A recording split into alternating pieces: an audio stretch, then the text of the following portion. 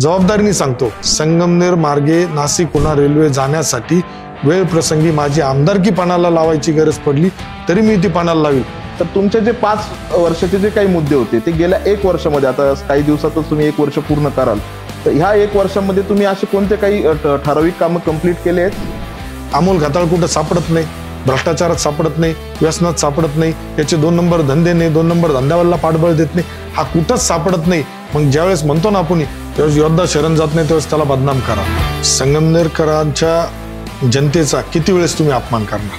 मग असे चेहरे आम्हाला स्थानिक स्वराज्य संस्थेत किंवा नगर परिषद बघायला भेटतील की तुम्ही काही आयात उमेदवारांना संधी देणार? मी राष्ट्रवादीत काम केल्यामुळे अजितदादा पवारांबरोबर माझे संबंध आहेत. भारतीय जनता पार्टीमध्ये काम केल्यामुळे आदरणीय देवेंद्र फडणवीस साहेबांबरोबर माझे संबंध आहेत. ते आदरणीय एकनाथराव शिंदे साहेब यांच्याबरोबर सुद्धा मला, त्याच्यामुळे मला कुठेही काम करताना अडचण येत नाही.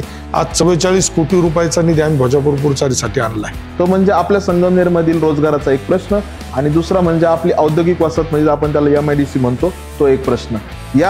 या प्रश्नाबद्दल तुम्ही काय आतापर्यंत काम केले आणि भविष्यात तुमची काय योजना आहे? लोकप्रिय उपमुख्यमंत्री आदरणीय एकनाथभाई शिंदे साहेब जेव्हा संगमनेरला मतदारांचे जाहीर आभार मानण्यासाठी आले होते, त्यावेळेस जे खाते शिवसेना पक्षाकडे मी ज्या मागण्या केल्या होत्या त्या सगळ्या मागण्या 99% मंजूर झाल्या आहेत. संगमनेर इथे जी असलेली औद्योगिक वसाहत आहे ही प्रायव्हेट लिमिटेड झाली, तर त्याच्यावरती अंकुश कोणाचा आहे, कंट्रोल कोणाचा आहे ते बघा. संगमनेरमध्ये उद्योजक टिकला पाहिजे यासाठी मला काम करायचं. आपल्याकडे एक वार सुरू झाला, आपण त्याला म्हणूयात. इकडे तुमचे फ्लेक्स, इकडे विरोधकांचे फ्लेक्स, अगदी सगळीकडे फ्लेक्सचं वातावरण आहे. पण या फ्लेक्सच्या बाबत आपलं काय मत आहे? खरंच शहराचं विद्रुपीकरण होतं असं तुम्हाला वाटतं का? राजसाहेब ठाकरेंना मी पुन्हा विनंती करेल, राजसाहेब या संगमनेरच्या जनतेचा अपमान करू नका, कारण तुमचा उमेदवार या संगमनेरमध्ये मनसेचा दिला होता. त्याला भेटा, त्याला विचारा आणि संगमनेरच्या जनतेला विचारा.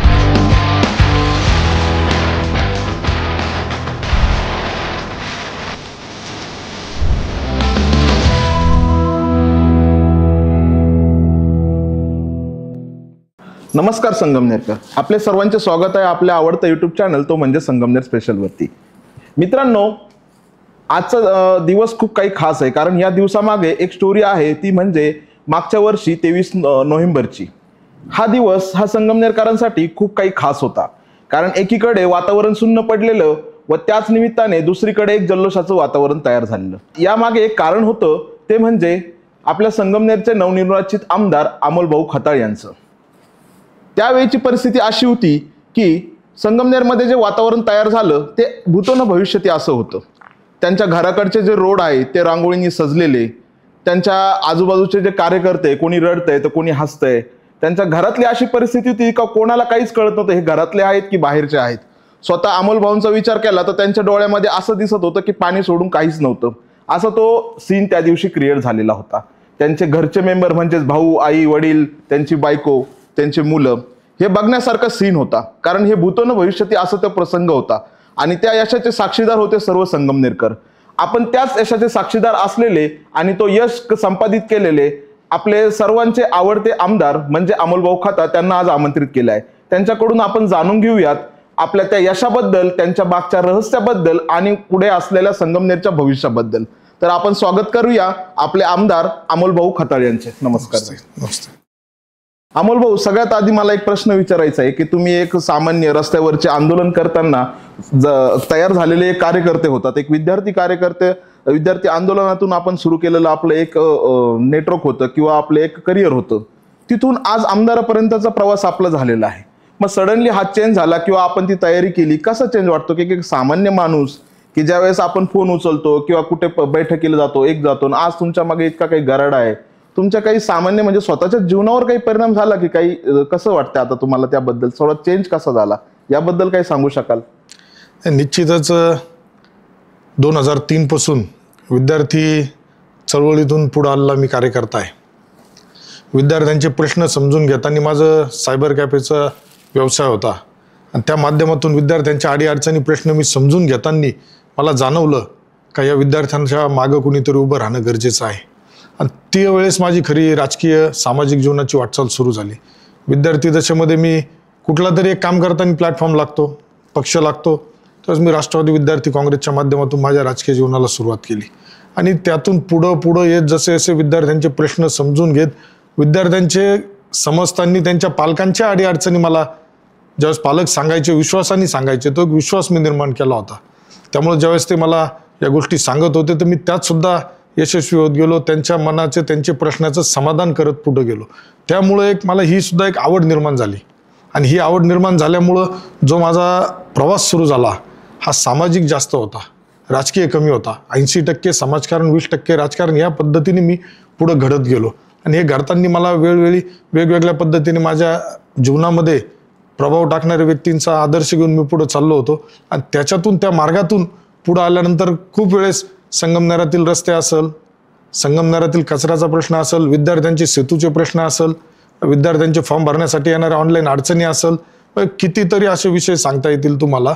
पाण्याचा प्रश्न असेल, प्रवरामाईच्या माध्यमातून ओरबाडल्या जाणाऱ्या प्रवरा, मुळा, म्हाळुंगी या नदीपात्रातून जी वाळू तस्करी होत होती, जे गावागावामध्ये अवैध क्रेशर सुरू होते, हे सगळे कुठंतरी पर्यावरणाचा ऱ्हास होत होता. यासाठी मी पुढे येत होतो. आणि ज्यांनी जो प्रश्न सांगितला त्या प्रश्नात मी इन्व्हॉल्व स्वतः होऊन तो कशा पद्धतीने त्याला न्याय देऊ शकतो किंवा कशा पद्धतीने तो प्रश्न सोडू शकतो यासाठी माझा प्रामाणिक प्रयत्न होता. त्यामुळं माझ्यासाठी हे नवीन नव्हतं. आणि ज्यावेळेस या मायबाप जनतेने, संगमनेरकरांनी हे भरभरून प्रेम दिलं आणि मला संधी दिली सेवा करण्याची, त्यावेळेस सुद्धा आजही तोच अमोल खताळ आहे. कालही तोच होता आणि उद्याही तोच अमोल खताळ राहणार आहे. त्यामध्ये बदल काही झाला नाही. माझ्या जीवनात सुद्धा असा विशेष काही बदल झाला नाही.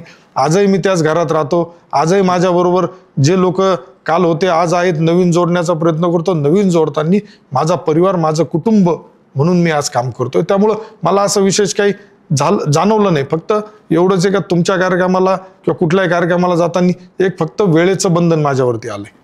बाकी जे आहे जनतेमध्ये मी उत्स्फूर्त असतो, पूर्ण वेळ असतो. त्यामुळं असं खास काही मला बदल जाणवत नाही. परंतु एक समाधान आणि आनंद आहे.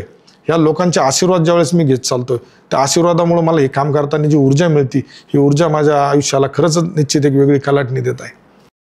भाऊ, तुम्हाला आणखी एक क्वेश्चन विचारायचा आणि खूप महत्वाचा क्वेश्चन आहे. ज्यावेळेस आपण एक लोकप्रतिनिधी मधून लोकांनी तुम्हाला निवडून दिलं आणि तुम्ही एक लोकप्रतिनिधी आमदार म्हणून तुम्ही सभागृहात गेले, परंतु तुम्ही प्रशासकीय कामकाज करताना तिथे काही एखादी लॉबी असते. कारण एक सातत्याने विचारधारा असलेले काही अधिकारी असतात, ते तुमचे काही ऐकतात, काही जण ऐकत नाही. असा काही तुमचा प्रसंग आला का? वरती काही लॉबी असते की सर्वच ऐकतात, सर्व नाही ऐकत? हा प्रसंग कसा होता, याचा अनुभव काही सांगू शकता? निश्चित मला सांगायला आपल्याला, मी सुद्धा ऐकलं होतं संगमनेरातच का पराभव झाल्यानंतर काही लोकांनी अशा पद्धतीने माझी वल्गना केली होती का संगमनेर तालुक्याचं नुकसान झालं, आता यांना विधानसभा कळेपर्यंत 5 वर्ष निघून जातील. पण ह्या मायबाप जनतेने दिलेल्या प्रेमामुळं, माझ्या मागं असलेली संगमनेर जनतेची ठाम साथ, याच्यावरती मी पहिलंच अधिवेशन मागच्या वर्षी निकाल 23 नोव्हेंबरला लागला होता आणि लगेच नागपूरचं अधिवेशन होतं. आणि त्या नागपूरच्या अधिवेशनामध्ये सुद्धा मी संधी मिळत नव्हती पण मी घेतली. मी वारंवार सभागृहामध्ये बोलण्याचा प्रयत्न केला. जाणवलं मला त्यावेळेस का सभागृहामध्ये काही काम करताना नवीन आमदार, जुने आमदार बरीच संख्या असती व लॉबी वगैरे नाही म्हणता येणार, परंतु काही वेगवेगळ्या विचाराचे लोक असतात आणि त्या विचारामध्ये कुठंतरी ते प्रयत्न होत असतो 19-20 करण्याचा. पण माझं या जनतेचा आशीर्वाद असेल आणि माझी काम करण्याची जी पद्धत आहे, मी स्वतः उभा राहून सभागृहामध्ये महाराष्ट्राने बघितलंय. मी कितीतरी वेळेस बोललोय, अहो आम्ही नवीन आमदार आहे, आम्हाला नवीन आमदारांना बोलून द्या, आमच्या मतदारसंघाचे प्रश्न मांडून द्या. कारण आम्हाला ज्या पद्धतीने या जनतेने तिथं पाठवलंय, त्यांचं प्रतिनिधित्व दिलंय, त्यांचे प्रश्न सोडवण्यासाठी तिथं जाताना, तर मला तर काही तिथं जाणवलं नाही. पण मध्ये मला एक वाईट अनुभव थोडा आला होता महसूल विभागामध्ये. अच्छा. संगमनेरच्या माजी लोकप्रतिनिधींकडे महसूल विभाग जास्त कालावधी असल्यामुळं थोडाफार प्रभाव त्यांचा तिथं होता. माझे दिलेले काही अर्ज त्यावेळेस ते अचानक त्या कार्यालयातून गायब झाले होते. मग ते अर्जाची मला जी माहिती मिळाली, ते अर्ज संगमनेरच्या काही कार्यालयामध्ये लगेच मोबाईलवरती आले होते. असं मी ज्यावेळेस थोडी शहानिशा केलं मला जाणवलं, मी तत्काळ त्यावेळेस त्या संदर्भातली तक्रार महसूल मंत्री महोदयांकडे केली आणि त्यांच्या ज्या मला संशय होता, शंका होती, त्यांना सुद्धा एक अप्रत्यक्षपणे प्रत्यक्षपणे समज देण्याचा प्रयत्न केला का हा प्रकार होणं दुर्दैवी आहे, अशा पद्धतीने झालं नाही पाहिजे. तर त्यांनी सांगितलं का माझ्याकडून असं झालं नाही, परंतु त्यावेळेस ज्या घडामोडी घडल्या मी तिथं पत्र दिलं आणि लगेच संध्याकाळी इकडं दुसऱ्याचं सेम पत्र निघतं, याचा कुठंतरी मला बी विचार करण्यासारखी गोष्ट होती. परंतु या सगळ्या गोष्टीवर प्रशासकीय बाबतीत सुद्धा माझा हातखंड चांगला आहे. अधिकाऱ्यांना मी विश्वासात घेऊन काम करतो, दादागिरी करून काम करत नाही. खूप चांगला शिकण्यासारखा पॉइंट आहे हा. जर कोणी लोकप्रतिनिधी नवीन ज्यावेळेस आपण सभागृहात जातो, कुठे जातो, कुठल्या असू द्या, नगर परिषद असू द्या किंवा तुमचं स्थानिक स्वराज्य असू द्या, आमदार असू द्या, खासदार असू द्या, हा पॉइंट खूप महत्वाचा आहे की जर तुम्ही निवडून आले तर वरती तुम्हाला एक लॉबी असती किंवा विचारधारा असती, त्यांच्याबरोबरही तुम्हाला स्पर्धा करून कामकाज करून घ्यायची कसब तुमच्याकडे असायला हवी. भाऊ, दुसरा एक प्रश्न असा आहे की आपण म्हणतो, आपल्या संविधानात आपण असं म्हणतो की इंडिया इज वेलफेअर स्टेट, म्हणजेच की भारत एक कल्याणकारी राज्य आहे. ते कल्याणकारी राज्याचे जे काही आपले काही ठरलेले काही एम्स आहेत ते राबवण्यासाठी आपलं एक प्रशासकीय कामकाज चालत असतं, प्रशासकीय अधिकारी ते कामकाज चालवतात. परंतु हे प्रशासकीय कामकाज करण्याकरता लोकप्रतिनिधींना आपण जनतेतून निवडून देतो. म्हणजेच लोकप्रतिनिधीचं काम असतं की जनतेच्या कल्याणासाठी आपलं काम करणं. मग हे काम करताना तुम्हाला काही निधी दिला जातो, त्या निधीचं तुम्ही वाटप करता. पण हे वाटप करताना श्रेयवाद हा खूप महत्वाचा पॉईंट पुढे येतो की हे कामकाज माझ्यामुळे झालं, याच्यामुळे झालं, की शासकीय यंत्रणेमुळे झालं. तर प्रश्न उभा राहतो की खरंच हे कामकाज जे आहे ते लोकप्रतिनिधीमुळे होतं की शासकीय यंत्रणेमुळे होतं की दोघांचा याच्यामध्ये श्रेय आहे?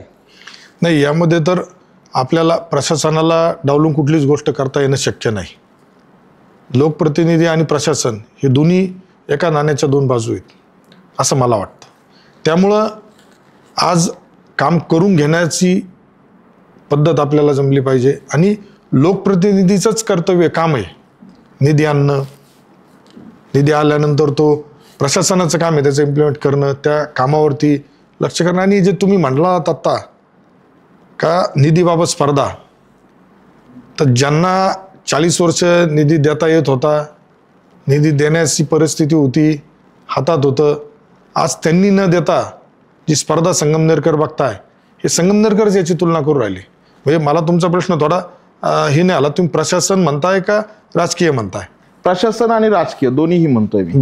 बरं, प्रशासन तर कधी श्रेयवादात पडत नाही, पण त्यांचं काही श्रेय असतं की नसतं त्यामध्ये? नाही, त्यांचं श्रेय जी त्यांची जबाबदारी म्हणू आपण त्यांना, ते त्यांचं कर्तव्य आहे. प्रशासनाचं लोकप्रतिनिधी दिलेल्या पत्रानंतर किंवा आज आम्ही निधी आणण्यासाठी आम्ही मंत्री महोदयांकडे जातो, मुख्यमंत्री महोदयांकडे जातो, उपमुख्यमंत्री महोदयांकडे जातो, त्यांना विनंती करतो की हा प्रश्न आमच्या मतदारसंघात गेल्या कित्येक वर्षापासून प्रलंबित आहे, इथं आम्हाला रस्ता देणं आहे. आता नगर विकास खात्याच्या माध्यमातून मी 10 कोटी रुपये आणि जिल्हा नियोजनाच्या माध्यमातून 4 कोटी रुपये शहरासाठी आणले. पण हे आणताना प्रशासनाशी सांगड घालूनच आम्ही काम करतो. का उद्या कार्यकर्त्यांनी जरी सांगितलं की उद्या हा रस्ता घेतला पाहिजे, पण तो रस्ता घेताना तो त्याच्यामध्ये बसतोय नाही बसतो हे बघून आपल्याला पुढे चालावं लागतं. तेव्हा मला असं वाटत नाही का प्रशासन कुठं याच्यामध्ये निधीच्या संदर्भात कुठं त्याची स्पर्धा करत असेल. परंतु दुर्दैवाने राजकीय लोकांमध्ये ही स्पर्धा मोठी असते.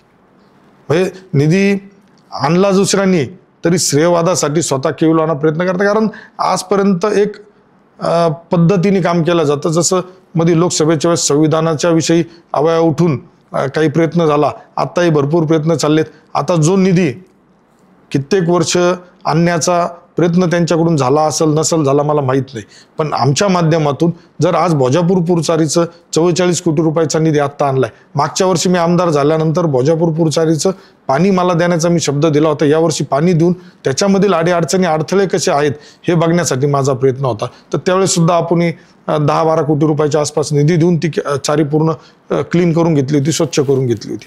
त्यामुळं निश्चितच श्रेयवाद घेणाऱ्यांनी याचं आत्मपरीक्षण केलं पाहिजे का आपल्या घरामध्ये गेल्या कित्येक वर्षापासून सत्ता होती, सत्तेचं लाभ घेत होतो आपण, आणि आज जर दुसरा कोणीतरी एक सामान्य कार्यकर्ता आमदार झाला आणि तो आणून दाखवतोय तर तुलना जनता करते.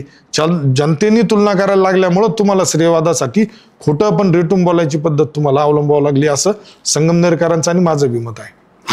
भाऊ, त्यावेळेस तुम्ही उभे राहिला होतात निवडणुकीला, त्यावेळेस तुम्ही एक जाहीरनाम्यामध्ये एक वेगळे मुद्दे घेऊन उभे राहिले होते आणि त्यावेळेसच तुम्ही सांगितलं होतं की माझे ह्या वेळेसचे मुद्दे हे मी ह्याच 5 वर्षात पूर्ण करेल आणि पुढच्या वेळेसची माझी जी काही निवडणूक असेल ते मुद्दे माझे वेगळे असतील.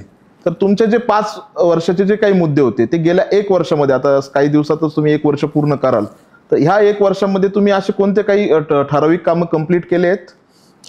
जसं मी आत्ता मागाशीच बोललो साकूरपाट्रा भाग असेल, तळेगाव निमोन भाग असेल, हा जो पाण्यापासून गेल्या कित्येक वर्ष वंचित ठेवला गेलेला भाग आहे, या भागाला पाणी देण्याचं काम करण्याचा मी जो शब्द दिला होता, पुढच्या वर्षी पंचवार्षिकला पाण्याच्या प्रश्नावर तरी मी निवडणूक लढणार नाही असं मी सांगितलं होतं. आणि त्याची वाटचाल म्हणूनच आज भोजापूर पुरचारीचा असेल, दमनगंगा जे वैतरणाचं नदीजोड प्रकल्प होतोय, त्या नदीजोड प्रकल्पामध्ये यापूर्वीच्या लोकप्रतिनिधींनी प्रयत्न केला नव्हता. सिन्नर तालुक्यातील संगमनेरच्या बॉर्डरचे सर्व गावं त्याच्यामध्ये घेण्यात आलेत. जे गावं निळवंड्याच्या उजव्या डाव्या कालव्यापासून वंचित राहिलेत, त्यानंतर भोजापूर पुरचारीपासून वंचित राहत आहे, तर ते राहिलेले गावं नदीजोड प्रकल्पामध्ये समाविष्ट सुद्धा आम्ही केला आहे. आणि आत्ताच मागच्या आठवड्यातच जलसंपदा मंत्री विखे पाटलांच्या माध्यमातून आज जलसंपदा खातं विखे पाटलांकडे आहे. त्यामुळं मी खरंच स्वतःला नशिबान समजतो का मी जो शब्द दिला होता तो शब्द पूर्ण करण्यासाठी मी राष्ट्रवादीत काम केल्यामुळं अजितदादा पवारांबरोबर माझे संबंध आहेत. मी भारतीय जनता पार्टीमध्ये काम केल्यामुळे आदरणीय देवेंद्र फडणवीस साहेबांबरोबर माझे संबंध आहेत. आणि आज ज्या पक्षाचा मी आमदार आहेत ते आदरणीय एकनाथराव शिंदे साहेब यांच्याबरोबर सुद्धा त्याच्यामुळं मला कुठेही काम करताना अडचण येत नाही. आज 44 कोटी रुपयाचा निधी आम्ही भोजापूर पुरचारीसाठी आणला आहे. आम्ही नुसतं त्यापुरतं थांबत नाही. हा निर्धार आम्ही केला आहे का तालुक्यातील प्रत्येक गावामध्ये सिंचनाच्या क्षेत्रापासून जे लोक वंचित राहिलेत त्यांना द्यायचं. पीडीएन पाईपद्वारे आम्ही पाण्याचं करतो. म्हणजे काही जण केवळ आता प्रयत्न करताय आम्ही कारखान्याच्या माध्यमातून पाईप देऊ, हे देऊ, ते देऊ. अरे बाबा, 40 वर्ष तुम्ही जे केलं नाही, तुम्हाला घरी बसवलं, पाऊस याच वर्षी झाला नाही, माझ्यावर टीका केल्या गेली. भोजापूर पुरचारीचं पाणी समोर गेल्यानंतर सांगितलं का पावसामुळे गेला. अहो, पाऊस याच वर्षी झाला नाही, पाऊस दरवर्षी होतो. पण पाऊस होऊन सुद्धा देण्याची मानसिकता दातृत्व तुमच्यामध्ये लागतं. आणि ते आम्ही आदरणीय विखे पाटलांच्या माध्यमातून त्यांच्या मागे लागून मी तो प्रश्न मार्गी लावला. आज तुम्ही बघा, तळेगाव निमोन भागातील बऱ्याचशा गावांमधील छोटे मोठे तलाव असेल, बंधारे असेल, सगळे पाण्याने भरून गेले आहेत. आजपर्यंत अशी कधीच परिस्थिती राहिली नव्हती. आणि फक्त आम्ही प्रयत्न प्रामाणिक करून पाणी देण्याची जी भूमिका घेतली होती त्यात पुढे निघालो. जसं साकूर भागातला सुद्धा पाण्याचा प्रश्न आहे. मी त्यावेळेस सांगितलं होतं, मला आठवतं चांगलं, हाच महिना असेल, हेच दिवस असेल, मी त्या भागात फिरताना माझ्या लाडक्या बहिणी डोक्यावर हंडा घेऊन जायच्या. मला वाईट वाटलं होतं का 40 वर्ष एखाद्या माणसाकडे सत्ता असताना, मंत्रिपद विविध विभागाचे भूषवलेले असताना तुम्ही तुमच्या भागातील महिलांच्या डोक्यावरचा हंडा उतरू शकले नाही. टँकरच्या माध्यमातून तिथं कितीतरी टँकर पाणी चालू होतं. टँकर कशासाठी? नेमके कार्यकर्ते पोचण्यासाठी का खरं पाणी देण्यासाठी?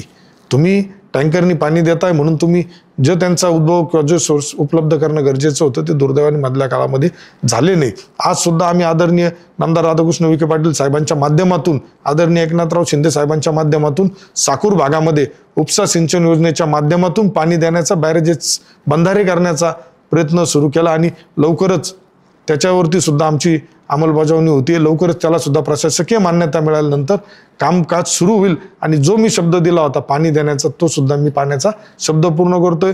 आजच म्हणजे सांगायला पुन्हा आनंद होईल, राज्याचे लोकप्रिय उपमुख्यमंत्री आदरणीय एकनाथभाई शिंदे साहेब जेव्हा संगमनेरला मतदारांचे जाहीर आभार मानण्यासाठी आले होते, त्यावेळेस जे खाते शिवसेना पक्षाकडे मी ज्या मागण्या केल्या होत्या त्या सगळ्या मागण्या 99% मंजूर झाल्या आहेत.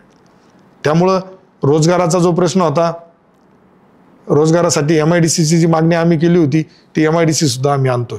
म्हणजे कितीतरी तुम्हाला अशा गोष्टी मी सांगेल का माझ्या 1 वर्ष पूर्ण अजून मला 23 तारखेला होतंय. पण त्या कालावधीच्या आधीच मी जे संकल्प केला होता, जो जनतेने माझ्यावरती विश्वास दाखवला होता, तो पूर्ण करण्यामध्ये मी कुठेतरी यशस्वी होतो याची मला खात्री आहे. भाऊ, लवकरच आपण आता नगर परिषद व तसेच स्थानिक स्वराज्य संस्थांच्या निवडणुकीला सामोरे जाणार आहोत. तर या स्थानिक स्वराज्य संस्थेच्या निवडणुकीमध्ये किंवा नगर परिषदेच्या निवडणुकीमध्ये आपण संगमनेर करता काही प्लॅन केले आहेत, काही मुद्दे घेतलेले, जसे तुम्ही 5 वर्षाचे जे मुद्दे तुमच्या निवडणुकीला आणले होते, तसे काही तुम्ही धोरण किंवा उद्दिष्ट ठेवले आहेत?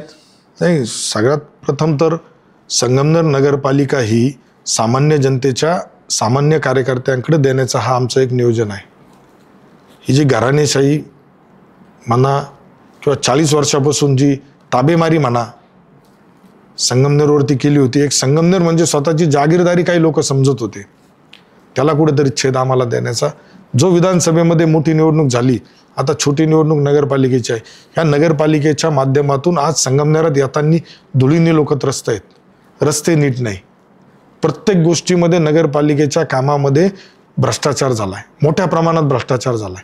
अमरधाम सारख्या जिथं माणूस ज्याचं आयुष्य संपल्यानंतर जिथं त्याच्यावरती विधी शेवटचे केले जातात, त्या अमरधाममध्ये सुद्धा तत्कालीन नगराध्यक्ष असेल त्यांच्या टीमनी पैसे खाल्ल्याचे आरोप संगमनेरात झाले आणि ते आरोपसुद्धा कागदोपत्री सिद्ध होत चाललेत. म्हणजे कितीतरी गोष्टी तुम्हाला सांगाल. आज गंगामाईचा घाट असेल जिथं संगमनेरचे लोक फिरायला जाता आणि तुम्ही तिथं सिमेंट कॉन्क्रिटीकरणाचं जंगल करून ठेवले. काय गरज होती तिथं? जिथं तुम्हाला संगमनेर नगरपालिका ही फक्त कार्यकर्त्यांना पोचण्यासाठीची नगरपालिका बनवण्यात आली होती. ठेकेदार पोचण्याचा कार्यक्रम चालू होता. आमच्या कार्यकाळामध्ये कुठल्याही प्रकारचा ठेकेदार आम्ही पोचणार नाही. नगरपालिकेची सत्ता आमच्याकडे संगमनेरची मायबाप जनता निश्चित दिल्याची आम्हाला खात्री आहे. संगमनेर शहरात व्यापाऱ्यांना ज्या पद्धतीने त्रास दिला जातो, व्यापाऱ्यांना ज्या पद्धतीने त्रास दिल्यानंतर त्यांना सपोर्ट कोण करतं, त्यांच्या पाठीशी कोण उभं राहतं? त्रास देणाऱ्यांच्या पाठीशी, व्यापाऱ्यांच्या पाठीशी नाही उभं राहिला जात, त्रास देणाऱ्यांच्या पाठीशी उभं राहिलं जातं. त्यानंतर आज रस्त्याचे अवस्था वाईट आहे. गटारीची नाही आहेत. कुणी घेतलेत भूमिगत गटारीचे टेंडर? कुणी घेतलेत? अमृत योजना म्हणून आहे, त्याच्याबाबत काय परिस्थिती आहे? शांतीघाट नदीपात्रामध्ये शांतीघाट बांधल्या गेले. शांतीघाट बांधला पण तिथं जायला काही नाही. तिथं दारुड्यांची रात्रीची सोय केली. म्हणजे इथं उपनगरामध्ये लोकांना सुविधा मिळत नाही. मी आमदार झाल्यानंतर संगमनेरमध्ये पाण्याचा फ्लो अचानक कमी जादा करण्याचा प्रयत्न होतो. ज्या भागात मतदान कमी झालंय त्या भागामध्ये नगरपालिकेच्या कर्मचाऱ्यांना, अधिकाऱ्यांना हाताशी धरून पाणी कमी जादा, कचऱ्याचा प्रश्न निर्माण केला गेला. कचरा उचलण्यासाठी सुद्धा मी आमदार झाल्याच्या दुसऱ्या तिसऱ्याच दिवशी कचरा उचलणं बंद झालं होतं या संगमनेरमध्ये. त्यांना सूचना तशा दिल्या गेल्या होत्या. पण ज्या कॉन्ट्रॅक्टरनी काम घेतलं, अधिकाऱ्यांना सूचना देऊन आम्ही पुन्हा सुरळीत करायला लावलं. एक भासवण्याचा प्रयत्न केला गेला का संगमनेरमध्ये यापूर्वी सगळं आलबेल होतं आणि आमदार बदलला आता अस्खळीतपणा आला. परंतु असं काही नाही. या संगमनेरकर जनतेनी, स्वाभिमानी जनता आहे, या स्वाभिमानी जनतेनी निश्चित सगळं पाहिलंय, सगळं भोगलंय. म्हणून तर कुठंतरी एक निर्णय घेतला आणि त्या परिवर्तनाची जी आम्ही लढाई सुरू केली होती. म्हणजे ही निवडणूक सुद्धा पुन्हा तुम्हाला सांगतो, धनशक्ती विरुद्ध जनशक्तीची निवडणूक होणार आहे. अच्छा. धनशक्ती विरुद्ध जनशक्ती. आणि आमच्याकडे सामान्य कार्यकर्ते, महायुतीच्या वतीने आम्ही ही निवडणुकीला सामोरे जातोय आणि निश्चित त्याच्यामध्ये आम्ही यशस्वी. जे काही मुद्दे आहेत, काही मुद्दे मी आज आपल्याला निश्चित सांगू याचा माझा इच्छा आहे, परंतु मला काही राजकीय रणनीती म्हणून काही गोष्टी मला झाकून ठेवाव्या लागतील. पण निश्चित संगमनेर शहरातील जनतेला जी अपेक्षा, ज्या पद्धतीने आज संगमनेरची बाजारपेठ संपण्याचा प्रयत्न आला, कोणाकडून झाला? मॉलला जागा कुणी दिल्या? डिमांड सारख्या मॉलला जागा कुणी दिल्या? याचं बी कोणीतरी हे असं आहे का अमोल खताळ बोलतो म्हणून नाही, कागद बोलता. बरोबर. संगमनेरामध्ये किती नगरसेवक ठेकेदार आहेत? फवारण्याचे कामं सुद्धा ठेकेदार, टाकी पाडायचं कामं सुद्धा नगरसेवकाकडं. म्हणजे संगमनेर नगरपालिकेमध्ये नगरसेवक निवडून गेल्यानंतर तो ठेकेदारच झाला आणि ठेकेदार होऊन त्यांनी कधी जनतेला विश्वासात घेतलं नाही. जनतेला वाऱ्यावर सोडण्याचा कार्यक्रम झाला. यांच्या घरासमोरचे रस्ते 2दा नाही 3दा होतील, पण काही भागामध्ये रस्ते नाही, गटारीची सुविधा नाही, कचरा उचलला जात नाही. नगरपालिका कर्मचाऱ्यांना जी अस्खळीतपणा होता, शिस्त नव्हती, ही शिस्त आमच्या कार्यकाळामध्ये आम्ही लावण्याचा प्रयत्न केला. मधल्या कालावधीमध्ये प्रशासक होता 2.5-3 वर्षापासून. प्रशासक असताना सुद्धा या लोकांनी माजी नगरसेवक असेल, माजी नगराध्यक्ष असेल, यांनी नगरपालिकेचा एक प्रकारे ताबा घेऊन त्यामध्ये हस्तक्षेप त्यांचा मोठ्या स्वरूपात होता आणि कुठंतरी हा थांबवण्याचा आमचा प्रयत्न होता. हा थांबवण्याचा म्हणजे जनतेचे प्रश्न सुटले पाहिजे. प्रत्येक वेळेस जनतेचा प्रश्न सुटताना नगरपालिकेत एखादा तक्रारदार गेल्यानंतर त्याला या नगरसेवकाला फोन करा किंवा त्या नगरसेवकाची शिफारसांना, ही पद्धत जी आहे ही पद्धतीला आम्ही छेद देतोय. यापुढं कॉन्ट्रॅक्टर जे असेल, या कॉन्ट्रॅक्टरांना सुद्धा आपल्या माध्यमातून सांगू इच्छितो, तुम्ही एकतर राजकारण करा किंवा ठेकेदारी करा आणि दोन्ही करायचं असेल तर कामाचा दर्जा सुद्धा तुम्हाला द्यावा लागेल आणि येणाऱ्या पुढील कालावधीमध्ये चुकीच्या कामाला, चुकीच्या गोष्टीला अजिबात आमच्याकडून खतपाणी घातल्या जाणार नाही, पाठिंबा दिला जाणार नाही. त्यांच्यावरती कारवाई करण्याचा पॅटर्न आमचा, एक संगमनेरचा नवीन पॅटर्न आम्ही दाखवून देऊ. भाऊ, एक प्रश्न असा आहे की तुमच्या विजयामागं खूप साऱ्या लोकांचा हात होता, तुमच्या बरोबर काही लोक होते. म्हणजे अगदी पार तुम्ही तुमच्या काही मुलाखत बघितल्या तर जेवण नसलं विसलं कधीच तुमच्याकडे काहीच मागितलं नाही, निस्वार्थपणे ते तुमच्या बरोबर होते. मग असेच चेहरे आम्हाला स्थानिक स्वराज्य संस्थेत किंवा नगर परिषद बघायला भेटतील की तुम्ही काही आयात उमेदवारांना संधी देणार? आयात उमेदवार बी आमच्या खूप संपर्कात आहेत, म्हणजे माझी नगरसेवकसुद्धा खूप बरेचसे संपर्कात आहेत. परंतु माझी भूमिका ही महायुती म्हणून संगमनेरातील निवडणुकीला सामोरे जाणं, सामान्य कार्यकर्त्याला, सामान्य कुटुंबातील लोकांना जे सामाजिक जीवनाची आवड ठेवताय, ज्यांना लोकांमध्ये मिसळायची आवड आहे, लोकांचे प्रश्न समजून घेण्याची आवड आहे, लोकांसाठी अहोरात्र उपलब्ध असतात, असे उमेदवार आम्ही देण्याचा प्रयत्न यामध्ये करतोय. आता काही जण प्रयत्न करताय आमच्याकडे येण्याचा, काही ठिकाणी त्यांचा बी जर त्यांचं काम चांगलं असेल, त्यांच्यावरती काही शिंतोडे नसेल, आरोप प्रत्यारोप नसेल, तर निश्चित त्यांचं बी आम्ही स्वागत करू. कारण आज आम्हाला काम करताना नगरपालिकेवरती आज नगरविकास खाता आदरणीय एकनाथराव शिंदे साहेबांकडे, बरोबर. त्यामुळे भविष्यामध्ये सुद्धा जो काही निधीसाठी गरज पडणार आहे, तर त्यावेळेस नगरपालिका आपल्या ताब्यात असल्यानंतर, आपल्या विचाराची असल्यानंतर निधी आणताना, जसं आपण म्हणतो ना, का एखाद्या कार्यक्रमात वाढप्या आपल्या ओळखीचा असला तर तो निश्चितच वाढताना आपल्या माणसाला थोडं जास्त वाढतो. आणि आपल्या हक्काचं जिथं असतं तिथं आपल्याला, कारण संगमनेरचा अजून मला खूप विकास करायचा आहे. संगमनेरचा श्वास कोंडलेला आहे, हा कोंडलेला श्वास मोकळा करायचा आहे. आणि हा मोकळा करण्यासाठी नवीन टीम, नवीन लोक बरोबर घेऊन, जे आमच्याबरोबर निवडणुकीच्या काळात विधानसभेच्या वेळेस होते कार्यकर्ते, ज्यांनी अन्न पाण्याची तमा केली नाही, माझ्याबरोबर राहिले, नारळाचं खोबरं खाऊन दिवस काढले, कारण आमच्याकडे वेळ नव्हता, आमच्याकडे वेळ कमी होता. आणि आजही तुम्हाला सांगतो, तेच कार्यकर्ते पुन्हा आजही माझ्याबरोबर असतात.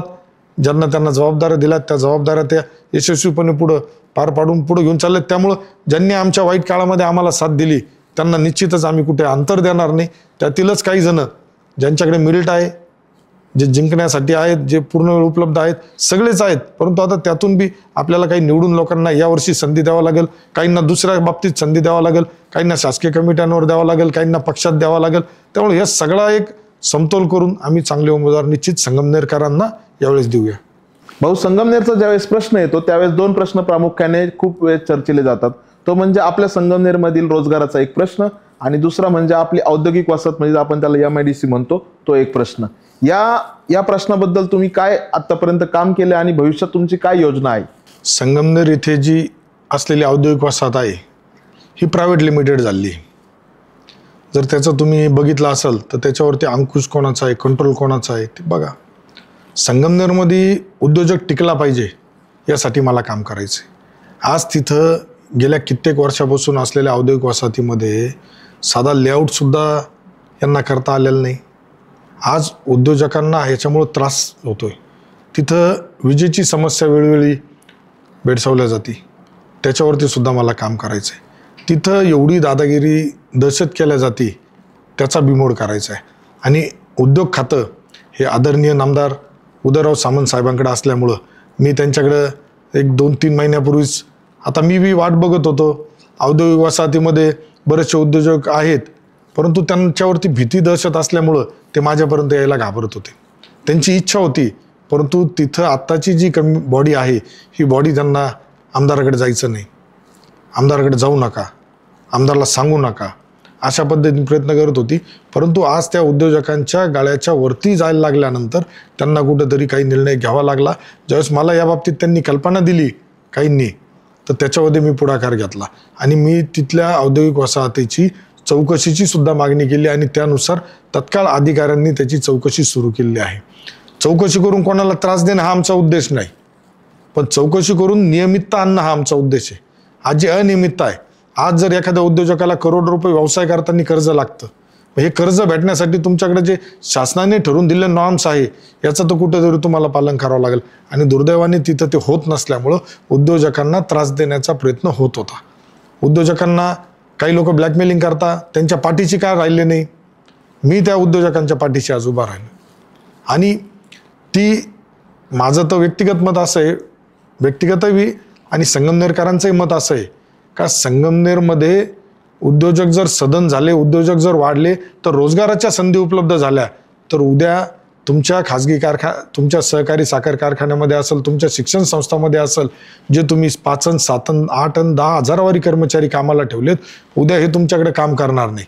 उद्या तुम्हाला माणसं राहणार नाही, उद्या राजकारणामध्ये स्पर्धा होईल, उद्या पैसा आला म्हणजे संगमनेर सदन झालं तर माणसं सदन झाले तर उद्या ते कुठंतरी त्यांच्यातील कोणाची राजकीय महत्वाकांक्षा जागृत झाली तर उद्या ते आपल्याला त्रासदायक ठरतील, म्हणून आपण त्याचा विस्तार होऊन दिला नाही असं माझं मत आहे. तसंच ज्यावेळेस मी निवडणुकीच्या वेळेस मी शब्द दिला होता, फिरताना बघितलं का संगमनेरातील मुलं चाकण असेल, पुणा असेल, मुंबई असेल, वेगवेगळ्या ठिकाणी रांजणगाव असेल रोजगारासाठी जात आहे. हाच रोजगार आपल्या संगमनेरमध्ये आपण का देऊ शकत नाही? त्याची वाटचाल म्हणून अधिवेशनामध्ये सुद्धा मी हा प्रश्न उपस्थित केला होता का माझ्या संगमनेर मतदारसंघामध्ये मला नवीन MIDC पाहिजे. आणि त्याच वेळेस अधिवेशनामध्ये उपस्थित केलेल्या प्रश्नाला मला उत्तर मिळालं होतं का जमीन उपलब्ध करून दिल्यानंतर आपल्याला MIDCची हे करता येईल. आणि आपल्याला सांगायला आनंद होईल का आदरणीय शिंदे साहेबांनी सुद्धा संगमनेरला MIDC येणार हे सांगितलंय. आणि आत्ताच मागच्या आठवड्यामध्ये एका कार्यक्रमासाठी आदरणीय उदय सामंत साहेब आले होते, त्यावेळेस सुद्धा मी साहेबांकडे मागणी केली आणि साहेबांनी सांगितलंय त्यानुसार अधिकारी सुद्धा येऊन जागा सुद्धा जी काही उपलब्धता 2-3 ठिकाणची होती त्याचं मी पत्र देऊन त्याच्यावरती MIDCचे अधिकारी असेल, भूसंपादनाचे अधिकारी असेल, हे सगळे येऊन पाहणी करून गेले. त्यामुळं मला खात्री आणि विश्वास आहे का येणाऱ्या पुढील कालावधीमध्ये संगमनेरातील उद्योजक घडवण्याचं काम आणि संगमनेरातील तरुणांना, बेरोजगार तरुणांना रोजगार देण्याचं काम माझ्या माध्यमातून, आपल्या महायुती सरकारच्या माध्यमातून संगमनेरमध्ये जे 40 वर्षात झालं नाही ते येणाऱ्या पुढील कालावधीमध्ये निश्चित पाहायला आपल्याला मिळेल. हा खूप चांगला पॉईंट आहे की आणि संगमनेरकरांसाठी एक खुशीची गोष्ट आहे. जर MIDC संगमनेरमध्ये झाली नव्याने आणि तिचं प्रारूप सगळ्यांना जागा उपलब्ध झाली, कारण बऱ्याच जणांना जागाच भेटत नाही, बरेचसे अर्ज अजून प्रलंबित आहेत. खूप चांगली गोष्ट होईल संगमनेरकरांसाठी आणि अजूनही आपलं संगमनेर 7 समुद्रापलीकडे जाऊ शकतं. आणखी एक प्रश्न आहे भाऊ की आपल्या संगमनेरमधील जवळजवळ 70% जे मुलं शिक्षण करतात, इंजिनियर वगैरे काही मोठ्या पदावर जातात, पण त्यांना नोकरी पाहण्याकरता आपल्याला पुण्याला जास्त करून जातात. तर पुणे आणि नाशिक हा जो रेल्वेचा जो काही प्रश्न आहे याबाबत आपण काय प्रयत्न केलेत आतापर्यंत? कारण तो हा खूप जिव्हाळ्याचा प्रश्न आहे, जेणेकरून आपली जे काही लोक आहेत ते संगमनेरमध्ये राहून पुण्यात अपडाऊन करू शकतील. या रेल्वेने खूप काही आपलं जनजीवन सुधारू शकतं. त्याबद्दल तुम्ही काय आजपर्यंत काय कामं केलेत? मी आमदार झाल्यानंतर विधानसभा जिथं माझे प्रश्न मांडण्याचं हक्काचं व्यासपीठ असतं तिथं मी हा सुद्धा नाशिक पुणे रेल्वेचा प्रश्न मांडला होता. आता मी आमदार व्हायच्या आधीपासून याच्यासाठी बरेच जणांचे प्रयत्न सुरू होते. मधल्या कालावधीमध्ये मला आठवतं शिवसेनेचे नेते आढळराव पाटील यांचं यामध्ये सगळ्यात जास्त योगदान आणि काम सुरू आहे. मधल्या कालावधीमध्ये मुंबई येथे एक बैठक सुद्धा आयोजित करण्यात आली होती, पण त्या बैठकीच्या आधी काही राजकीय देशातून माझ्यावरती टीका टिप्पणी झाली होती का मी रेल्वेचा मार्ग बदलला, मी रेल्वेचा मार्ग पळावला. परंतु ज्यांनी माझ्यावरती आरोप प्रत्यारोप केले होते त्यांनीच आयोजित केलेल्या बैठकीमध्ये पहिला प्रश्न मी विचारला होता, नेमकं रेल्वेचा मार्ग बदलण्यासाठी कोण कारणीभूत आहे किंवा रेल्वेचा मार्ग माझ्यामुळं किंवा विखे पाटलांमुळं बदललाय का? तर ज्यांनी बैठक आयोजित केली होती, जे आज पुन्हा सांगताय, तर त्याच वेळेस त्यांनी उत्तर दिलं होतं का याच्यामध्ये कुठल्याही लोकप्रतिनिधीचा कुठलाही हस्तक्षेप नाही, परंतु जे पद्धतीने महाराष्ट्र शासनाचं त्याच्यामध्ये योगदान पाहिजे ते आणि केंद्राचं योगदान पाहिजे, ह्या दोन्ही मिळून मधल्या कालावधीमध्ये खोदडला जी दुर्बिणीचा युनिट आहे तर त्याची एक अडचण काही शास्त्रज्ञांनी व्यक्त केल्यामुळं तो प्रकल्पाला थोडी ढिलाई आली होती. नुकतेच आपल्या देशाचे गृहमंत्री, सहकार मंत्री आदरणीय अमित भाई शाह हे प्रवरनगर येथे एक कार्यक्रमासाठी आले असताना सुद्धा मी त्यावेळेस त्यांच्याकडं संगमनेर मार्गे जाणारी नाशिक पुणे रेल्वे यासाठी ज्या काही अडचणी आहेत त्या अडचणीतून मार्ग काढण्याची विनंती केली होती आणि त्यावर त्यांनी सुद्धा मला शब्द दिला जे मी मागण्या केल्या होत्या त्या मागण्या त्या विभागाला कळून त्याचा स्वतः मी आढावा घेतो आणि आपला जो विषयावरती माझ्यावरती टीका टिप्पणी होती आणि जे टीका करताय, आज यांनीच एक बैठक मुंबईमध्ये आयोजित केली होती अधिवेशनाच्या वेळेस, त्यावेळेस या सर्व भागातील आमदार खासदारांना बोलवलं होतं. त्या बैठक सुरू व्हायच्या आधीच मी प्रश्न केला होता का याच्यामध्ये नेमकी जी सोशल मीडियावरती माझ्या नावाने बदनामी केली गेली, विखे पाटलांच्या नावाने बदनामी केली गेली का रेल्वे मार्ग यांनी पळवला, रेल्वे बंद केली, तर त्याच्यावरती मी प्रश्न विचारला होता का जर असा काही प्रकार असेल तर सांगा, माझ्यामुळं जरी झाले असेल तर बैठक सुरू व्हायच्या आधी, नाही तर मी निघून जातो. तर त्यांनी त्यावेळेस सांगितलं होतं का असं कुठलाही प्रकार झालेला नसून काही तिथं ज्या आर्थिक अडचणीचा विषय होता, आज महारेल म्हणून जे महाराष्ट्राचं आहे त्यांची एक 50% आणि केंद्र सरकारची 50% असा जो एक चर्चेचा भाग होता, काही अधिकाऱ्यांच्या बाबत त्या बैठकीमध्ये त्यांनी बोलून दाखवलं होतं का काही अधिकाऱ्यांची मानसिकता नसल्यामुळं हा प्रश्न वाढत आहे, तर त्यावेळेस आदरणीय छगन भुजबळ साहेबसुद्धा त्या बैठकीला होते. तर बैठकीला त्यांनी बी सांगितलं का मी स्वतः अजितदादा पवारांशी बोलून राष्ट्रवादीचे नेते म्हणून त्यांच्याशी बोलतो. मी सांगितलं आमच्या शिवसेना पक्षाचे नेते आदरणीय एकनाथभाई शिंदे साहेब असेल, काही भारतीय जनता पार्टीचे लोक, ते बोलले आम्ही मुख्यमंत्री महोदयांना देवेंद्र भाऊ फडणवीसांना घेऊन आपण ही एक शिष्टमंडळ लवकरच दिल्लीला जाऊया आणि त्याच्याबाबतचा पाठपुरावा करून तो विषय मार्गी लावूया. परंतु ज्यावेळेस मी अमित भाई शहांना भेटलो, मध्ये दिल्लीमध्ये एका प्रशिक्षणासाठी गेलो असताना तिथं सुद्धा रेल्वे मंत्र्यांना भेटलो, तर मला त्यावेळेस जी काही रेल्वे मंत्र्यांकडून आलं होतं का 2027 मध्ये आम्ही तुमचा त्या याच्यामध्ये घेतोय. पण मी त्यांना विनंती केली होती का 27 खूप उशिरा होतो, तुम्ही आधी त्याच्यामध्ये प्रयत्न करा. तर माझा पाठपुरावा सुरू आहे. टीका टिप्पणी करणाऱ्याला टीका टिप्पणी करून देणार, कारण यापूर्वी संगमनेरकरांनी 10 वर्षापूर्वी पाहिलेत, 20 वर्षापूर्वी संगमनेर नाशिक पुणे नाशिक संगमनेर मार्गेचे फ्लेक्स या संगमनेर बस स्थानकावरती कित्येक वर्ष संगमनेरकरांनी बघितलेत. म्हणजे 20 वर्षापूर्वी तुम्ही रेल्वे आणणार होते, पराभव झाल्यानंतरही तुम्ही रेल्वे आणताय. सत्तेत असताना रेल्वे आली नाही, पराभव झाल्यावर तुम्हाला रेल्वे आणण्यासाठी आणि राजकारणातून द्वेष पसरवण्याचा कार्यक्रम त्यांच्या माध्यमातून सुरू आहे. पण मी आपल्या माध्यमातून जबाबदारीने सांगतो, संगमनेर मार्गे नाशिक पुन्हा रेल्वे जाण्यासाठी वेळ प्रसंगी माझी आमदारकी पणाला लावायची गरज पडली तरी मी ती पणाला लावील. आणि मला विश्वास, मला खात्री आहे अमित भाई शाह सुद्धा अमोल खताळ या व्यक्तीला चांगल्या प्रकारे ओळखताय. त्यामुळे मी माझ्या ओळखीचा चांगल्या पद्धतीने उपयोग करून संगमनेरच्या विकासासाठी जे जे गरजेचं आहे त्याच्यासाठी हट्ट धरणार आहे. लवकरच संगमनेरला रेल्वेचं दर्शन घडो ही अपेक्षा तुमच्याकडे करतो भाऊ. संगमनेरचा प्रश्न येतो, ज्या वेळेस तुम्ही विधानसभेला निवडून आलात त्यावेळेस हिंदुत्वाच्या मुद्द्यावर तुम्ही खूप सारा भर दिला होता आणि त्या मुद्द्यावर तुम्ही निवडूनही आलात. त्यानंतर खूप सारे मुस्लिम तरुण तुमच्यामध्ये सामील झाले, परंतु आताच जेव्हा हिंदू मुस्लिम हा जेव्हा वाद येतो तेव्हा या मुस्लिम कार्यकर्त्यांवरती काही परिणाम होतो का? नाही, आता मी नेहमी सांगत असतो की मी एक हिंदुत्वादी कार्यकर्ता आहे आणि मी हिंदू धर्मात जन्माला आलो आणि ज्याला त्याला ज्याच्या धर्माचा जसा अभिमान आहे तसा एक हिंदू धर्मात जन्माला आल्याचा आणि एक हिंदू म्हणून मला माझा अभिमान आहे. माझी भूमिका आज आहे हिंदुत्वाची, परंतु ही हिंदुत्वाची भूमिका घेताना जे मुस्लिम तरुण असेल, मुस्लिम असेल, ज्यांना हिंदुत्वात हिंदुस्थानचं मध्ये राहून काम करायचं आहे, काम करताय, त्यांच्याबरोबर आपण आहे ना. आज मी आमदार झाल्यानंतर बरेचसे लोक माझ्याकडे येत आहे, मुस्लिम समाजाचे तरुण येत आहे का आम्हाला तुमच्याबरोबर काम करायचं आहे.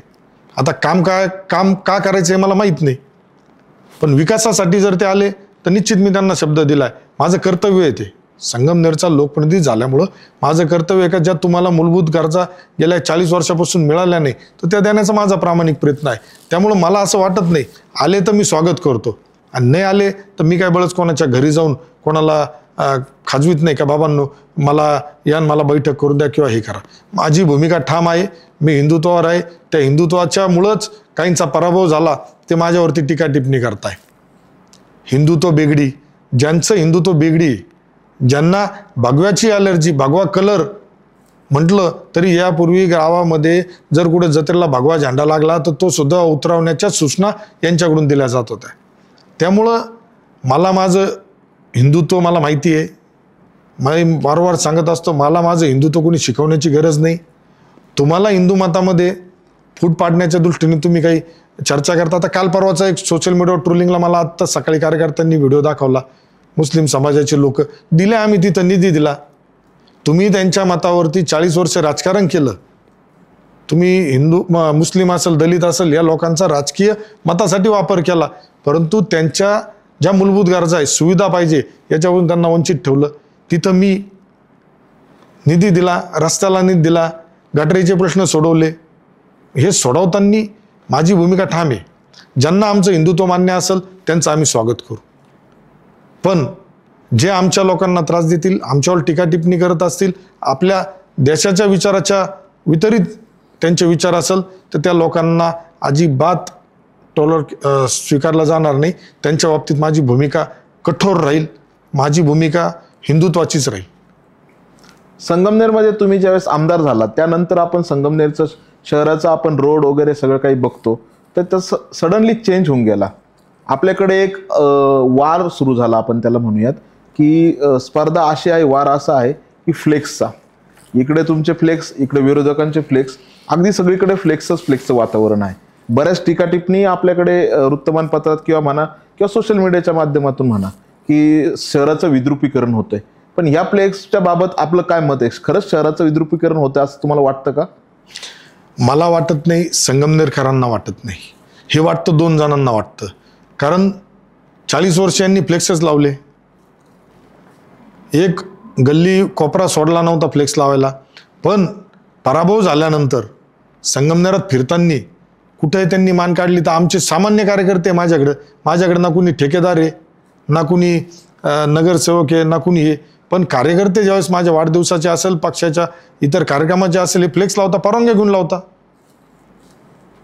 ते लावल्यानंतर जर तुम्हाला जाता येता आमचा चेहरा पाहायची ॲलर्जी झाली, तुम्हाला वाटतंय का कुठेही गेलं का अमोल खताळचा फ्लेक्सवर फोटो दिसतोय, कुठेही गेलं तर हे होतंय, म्हणून तुम्हाला कुठंतरी आज शहराचं विद्रुपीकरण दिसायला लागलं. मग 40 वर्ष तुम्ही शहर विद्रूप केलं, त्यावेळेस तुम्हाला वाटलं नाही, त्यावेळेस तुम्ही सांगितलं नाही, त्यावेळेस तुम्ही भूमिका घेतली नाही. पण आज कुठंतरी सामान्य लोक तुमचे फ्लेक्स फोन लावतो. कारखान्याची गाडी, दूध संघाची गाडी रात्रीची असती, तिच्यामध्ये ते बिचारे कर्मचारी ते बांबू घेऊन येणार, मग ते फ्लेक्स लावणार, मग ते फ्लेक्स लावायचे नाही करायचे. आमचे फ्लेक्स जे लावले गेले किंवा लागताय हे सर्वसामान्य कार्यकर्ते लावताय, सर्वसामान्य युवक लावतोय, सर्वसामान्य शेतकरी लावतोय, सर्वसामान्य महिला लावताय. याला अमोल खताळ पैसे देत नाही फ्लेक्स लावायला. मग हे कुठंतरी यांना दुःख आहे का अरे बापरे, आता कुठं आपल्याला कुठल्याही गल्लीत गेलं तर अमोल खताळ दिसतोय, कुठेही गावात गेलं का अमोल खताळ दिसतोय. मग जर तुम्हाला शहराचं विद्रुपीकरण दिसतंय तर मग मला सांगा, तुम्ही आज तुमच्या गावागावामध्ये प्रत्येक गावाच्या बॉर्डरवरती, वेसीवरती तुमचे जे फ्लेक्स लागले त्यांनी त्या गावाचं विद्रुपीकरण होत नाही का? बरोबर. तुमचे 3 जणांचे फ्लेक्स आहेत, 3 चेहरे आहेत त्याच्यावरती, समस्त ग्रामस्थ. अहो, ज्या गावांनी तुम्हाला 20% मतदान नाही दिलं तरी तुम्ही समस्त ग्रामस्थ टाकला. आम्ही त्याच्यावरती काय बोललो नाही, आक्षेप घेतला नाही. तुमचे फ्लेक्स लागले, आम्ही तुमच्या फ्लेक्सला विरोध केला नाही. पण दुर्दैवाने तुम्हाला अमोल खताळ हा चेहरा जो जनमानसाच्या हृदयात कोरला गेलाय, हा कुठंतरी तुम्हाला जड जातोय, तुम्हाला कुठंतरी ते बघवत नाही, तुम्हाला कुठंतरी त्या गोष्टीचा मानसिक त्रास होतोय. आणि या मानसिक त्रासातून सुटण्यासाठी तुम्ही कुठंतरी एक स्टंट केलाय. मी या फ्लेक्सबाजीच्या विरोधात जे चाललंय याला स्टंट म्हणाल. जिथं आमचे यापूर्वी शिवाजीनगरमध्ये आमचा नवरात्रीच्या वेळेस फ्लेक्स होता, काँग्रेसच्या कार्यकर्त्यांनी त्याच्या पुढं फ्लेक्स लावला, आम्ही वाद घातले नाही. कासारा दुमालाच्या तिथं पुलावरती आमच्या फ्रेमा होत्या, आमचा फ्लेक्स होता महाशिवरात्रीचा, त्याच्यावरती यांनी रात्रीतून यांचे फ्लेक्स लावले. आम्ही वादविवाद भांडणं याच्या पडलो नाही. परंतु ज्या वेळेस गावागावामध्ये माझी वाढत असलेली, माझ्या नेत्यांची, महायुती सरकारची वाढत असलेली प्रतिमा, यामुळं कुठंतरी येणाऱ्या निवडणुकीमध्ये आपल्याला जनता स्वीकारत नाहीये, जनता आज आपल्यापासून लांब गेली आहे. आणि अजून एक कारण झालं, मधल्या कालावधीमध्ये यांच्याकडे फ्लेक्सवर फोटो द्यायला कार्यकर्ते नाही राहिले. आज आमचा फ्लेक्स लागला तर खाली कार्यकर्त्यांचे फोटो, यांच्याकडे फ्लेक्स लावायला कार्यकर्ते शिल्लक नाही राहिल्यामुळे यांना ही फ्लेक्स आज जड वाटायला लागले. आज यांना फ्लेक्समुळं शहराचं विद्रुपीकरण दिसायला लागलं. परंतु जनता, मी वारंवार सांगतो, जनता सुज्ञ आहे. जनताच तुम्हाला या बाबतीत जे काही उत्तर द्यायचं ते देईल.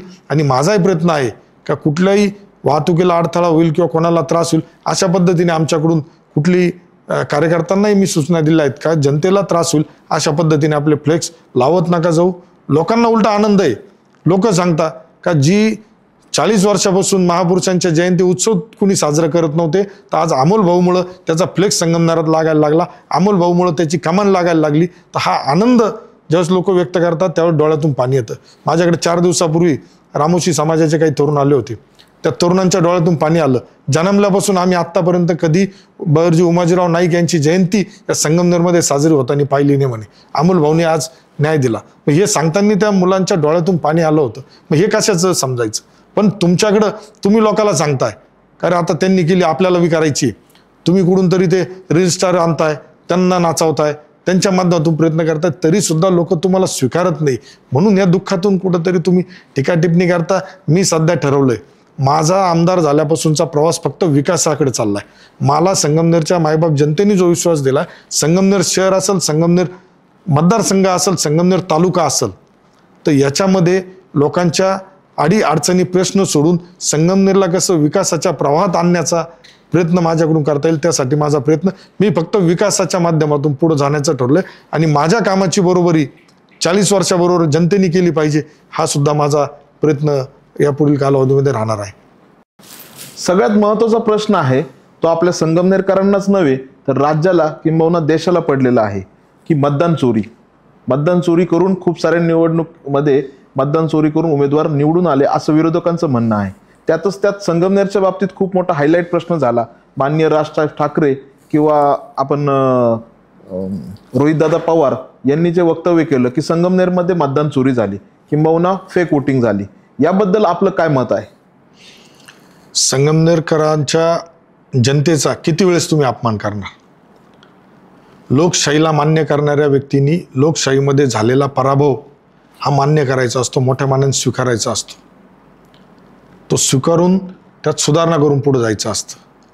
आदरणीय राजसाहेब ठाकरेंनी संगमनेरच्या बाबतीत प्रश्न उपस्थित केला, पण मला खात्री आहे राजसाहेब ठाकरेंपर्यंत जी माहिती पुरवल्या गेली संगमनेरच्या माजी लोकप्रतिनिधीकडून ती निश्चित चुकीच्या स्वरूपाची पुरवली गेल्यामुळं त्यांनी ते वक्तव्य केलं असू शकतं.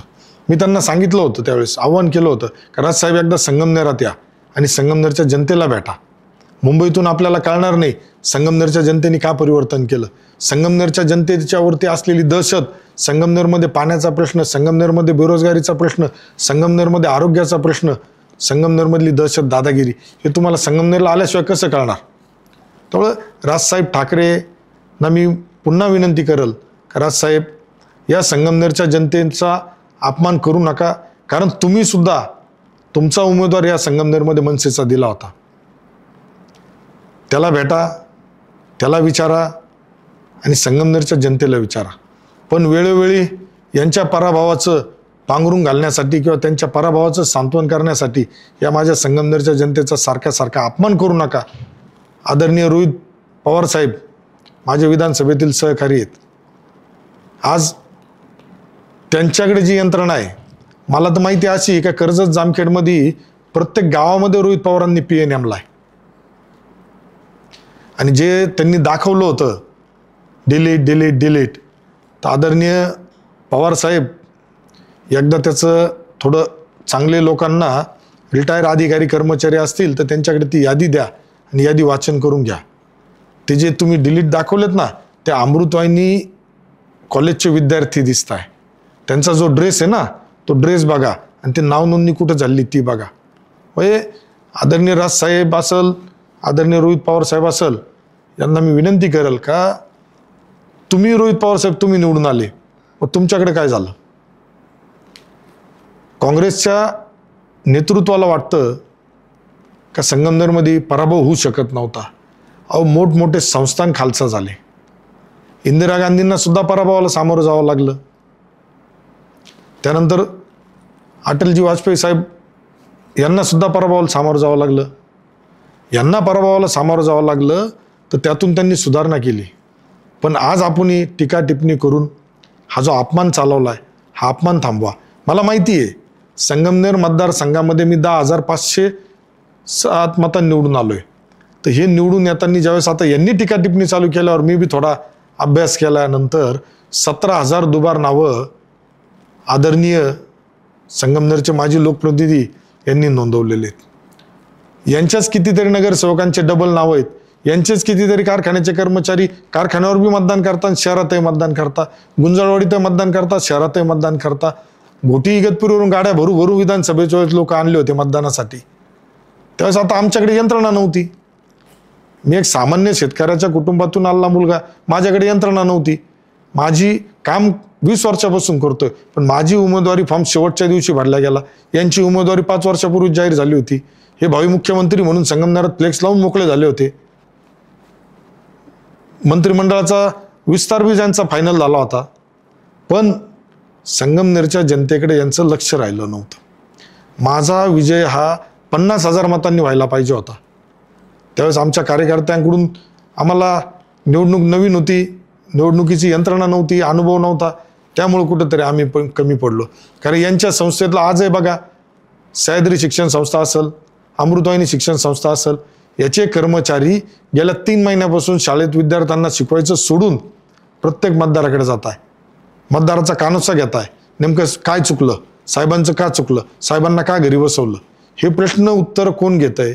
कितीतरी कर्मचाऱ्यांचे मला मेसेज आलेत, फोन आलेत, विश्वासाने आलेत फोन, का साहेब याच्यावरती तुम्ही आवाज उठवा, आम्हाला खूप त्रास आहे.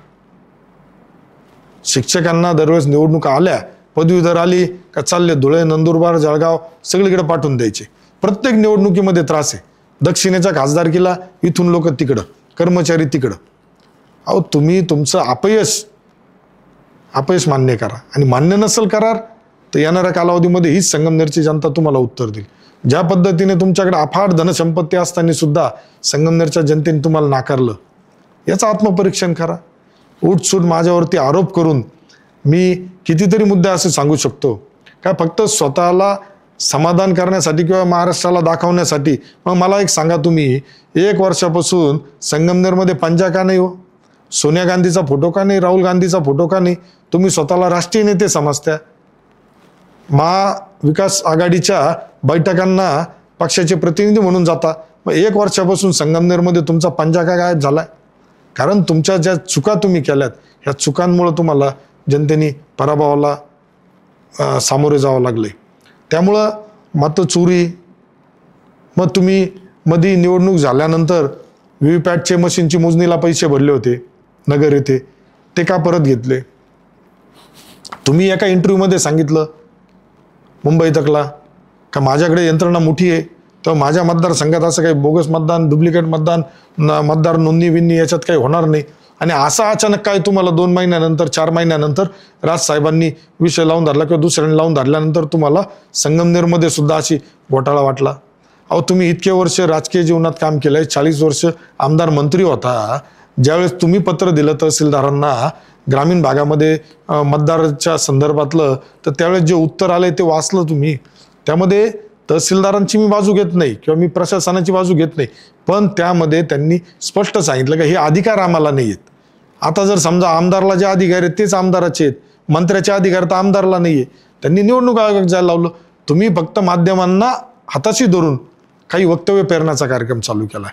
महाराष्ट्रामध्ये दाखवण्याचा प्रयत्न करताय का माझा पराभव होऊच शकत नव्हता, काहीतरी गडबड झाली म्हणून पराभव झाला. साहेब तुमचा पराभव आत्ता केलाय. येणाऱ्या निवडणुकीमध्ये सुद्धा जनता तुम्हाला चांगल्या पद्धतीने घरी बसवतील आणि उत्तर देतील.